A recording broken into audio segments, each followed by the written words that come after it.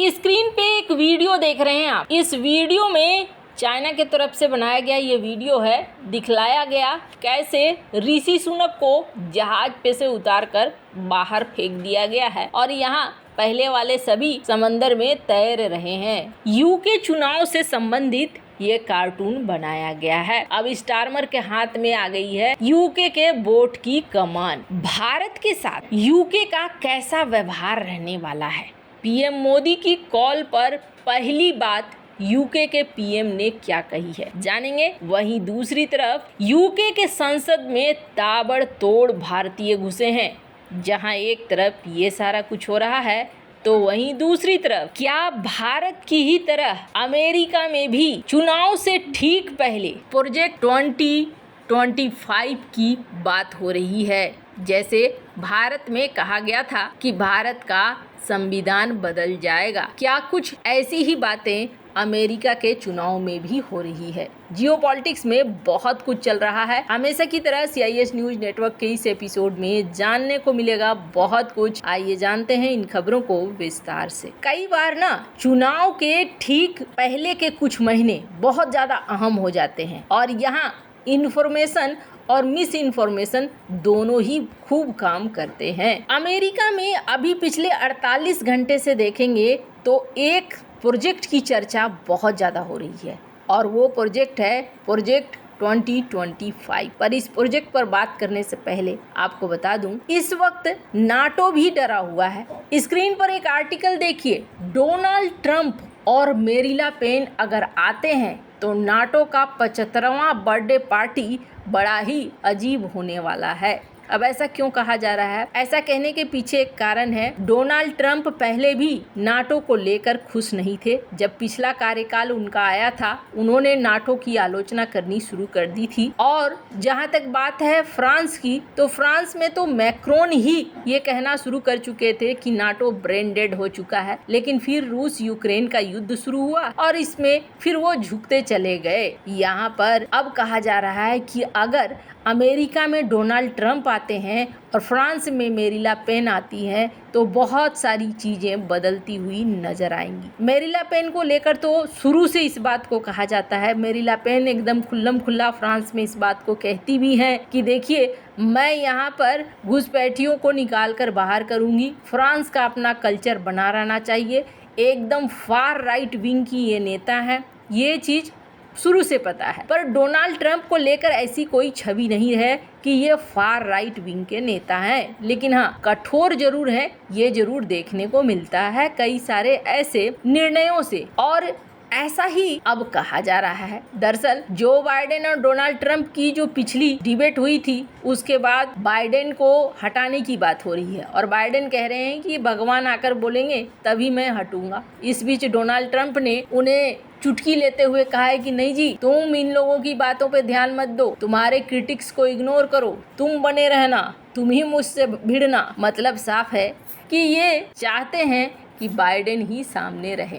पर यहाँ पिछले 48 घंटों में ना मीडिया में अगर आप जाकर देखेंगे तो खूब चर्चा हो रही है प्रोजेक्ट 2025। क्या है ये प्रोजेक्ट? और इससे पहले इसकी चर्चा बहुत कम होती थी। प्रोजेक्ट 2025 को लेकर कहा जा रहा है कि अगर डोनाल्ड ट्रंप इस बार सत्ता में आते हैं तो फिर अमेरिका में एक क्रांति आएगी और ये क्रांति बहुत कुछ बदल कर रख देगी। और इस क्रांति में पहला कदम क्या होगा? अगर डोनाल्ड ट्रंप सत्ता पर बैठते हैं तो सबसे पहले वो वैसे लोगों को निकाल देंगे जो ट्रंप के सहयोगी नहीं होंगे या फिर जो ट्रंप के नीतियों के विरोधी होंगे। कहा जा रहा है 50,000 ऐसे लोगों को निकाला जा सकता है। अब इसके बाद आर्टिकल में ये भी कहा जा रहा है कि ऐसे लोग जो कई बार देखा गया है पिछले कार्यकाल में डोनाल्ड ट्रंप ये काम नहीं कर सके थे, इनकी आलोचना कर देते थे या फिर कई ऐसे जनरल्स के ऊपर भी आरोप लगे थे जिन्होंने डोनाल्ड ट्रंप के खिलाफ कथित तौर पर जाकर काम करा था। पर अब ये मौका नहीं देंगे। ये कौन कह रहा है? एक हेरिटेज फाउंडेशन है जो कहा जा रहा है कि जो इन नीतियों की बात कर रहा है और कहा जा रहा है कि यही डोनाल्ड ट्रंप के पीछे ये फाउंडेशन काम भी कर रहा है कि डोनाल्ड ट्रंप ही सत्ता में आए। दूसरी बड़ी चीज ये कही जा रही है कि क्रिश्चियन देश इसे माना जाएगा, यानी वो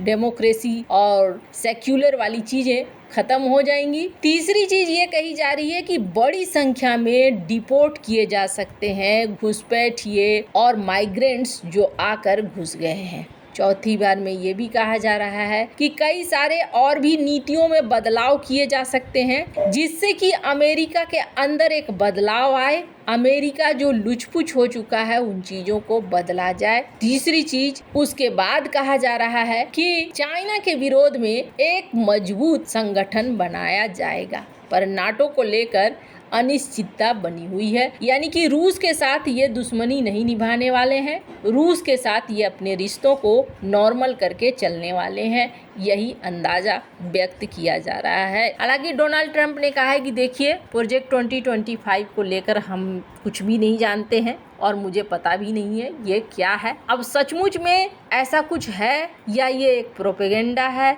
या फिर चुनाव के लिए चलाया गया एक हथकंडा है, ये सब कुछ तो उसी समय सामने आएगा जब रिजल्ट होगा। जहां एक तरफ ये सब कुछ हो रहा है वहीं दूसरी तरफ यूके में गवर्नमेंट बदलने के बाद चाइना में भी हलचल मची हुई है। स्क्रीन पर इस वीडियो को आपने देखा, चाइना यहाँ कह रहा है, आर्टिकल देख सकते हैं ग्लोबल टाइम्स का, कि यहाँ पर बदलाव हो चुका है और बदलाव होने के बाद यूके में खुद के भी बहुत सारे चैलेंजेस हैं और हम चाहते हैं कि यूके के साथ मिलकर काम करें।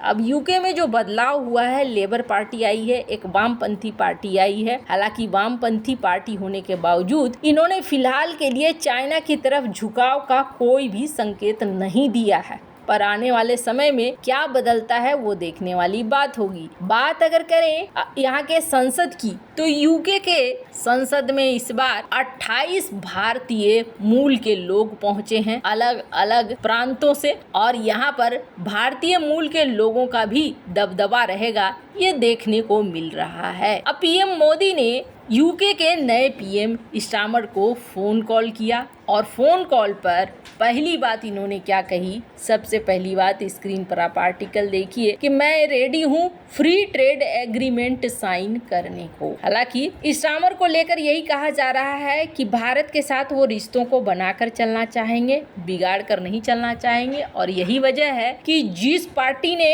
एक समय एंटी इंडिया मोशन लेकर संसद में आ गए थे अपने, जब भारत ने आर्टिकल 370 हटाया था, उस पार्टी ने अब कश्मीर को कहा है कि ये भारत का आंतरिक मामला है और ये भारत और पाकिस्तान का द्विपक्षीय बात है। तो यहाँ पर चीजें बदलती हुई दिख तो रही हैं, आने वाले समय में और भी चीजें क्लियर होती हुई नजर आएंगी। वैसे आपको क्या लगता है, क्या यूके का लेबर पार्टी भारत के सहयोग में रहेगा? कमेंट कर अपनी राय जरूर बताएं। जल्द मिलते हैं अगले वीडियो में नई खबर के साथ।